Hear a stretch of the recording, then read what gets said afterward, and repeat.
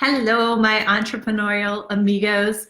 I am going to make a bet here that if you are not making the money you want, then you need some help with your copywriting. And the truth is we just can't stay in business unless we're making sales.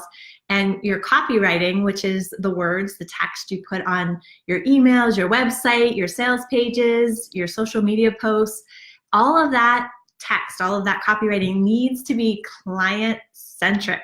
So I want you to listen up because most of us did not grow up learning how to talk in a client-centric way. Heck, most of us have a hard time just even listening in our marriages or to our kids and really hearing what people are saying. Most businesses aren't using client-centric language even unless they have some marketing training. And even then, a lot of marketers don't do this. So for me, I think back to when I was learning Spanish. It is like learning a foreign language. It takes a long time for your brain just to be able to make this shift and to go from stumbling through writing in this way to having it be more fluent and fluid. And this can really be the difference between success and failure. I just had a client saying, oh my God, it's so hard to get that client-centric language going on. So I want to give you a few tricks to do this. So when you're speaking in a client-centric way, you want to be speaking normally in plain English, like you're talking to your very best friend. So as you're writing to your clients, you want to have that kind of vibe going on. And so it would be the difference between, like, let's say you're a naturopath who helps women going through hormonal changes.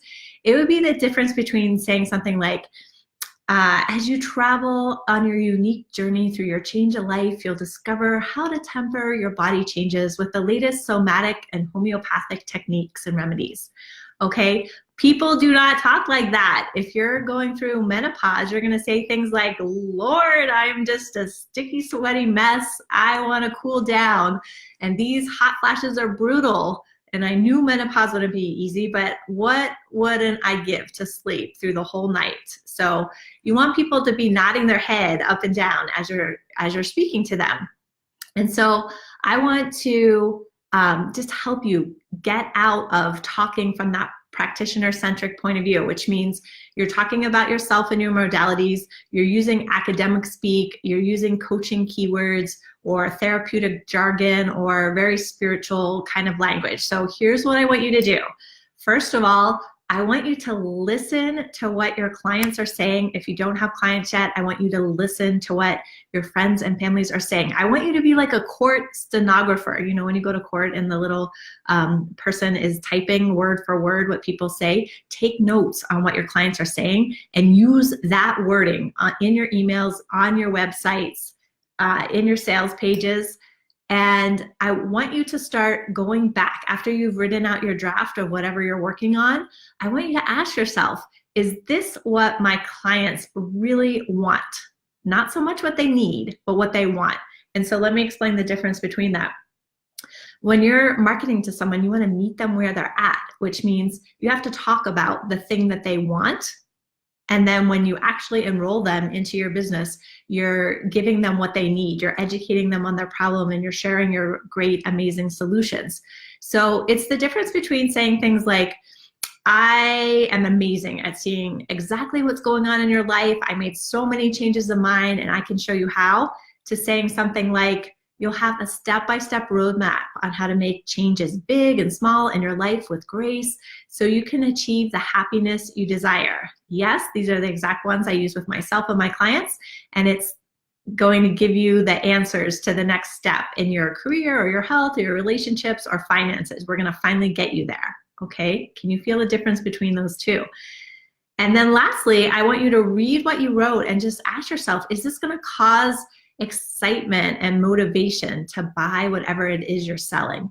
And so all of us here are heart-based entrepreneurs. We have our best intentions behind what we're doing. We're coming with the point of view that we're selling things that are really going to make a difference in people's lives. And so if we can use this copywriting if we can take the practice, take the time it takes to learn the skill, you're going to not only make more sales, but you're really going to grow your tribe, and you're going to be able to help more people because they're going to have the time to work with you. So speaking of listening to my clients, I heard a lot of you say that you're just struggling on what project to focus on in your business and how to pick your priorities. So I know it's just easy to feel overwhelmed and scattered, and that's why I created a Set Your Intentions meditation. I'm going to pop the link into the description so you can go ahead and grab that.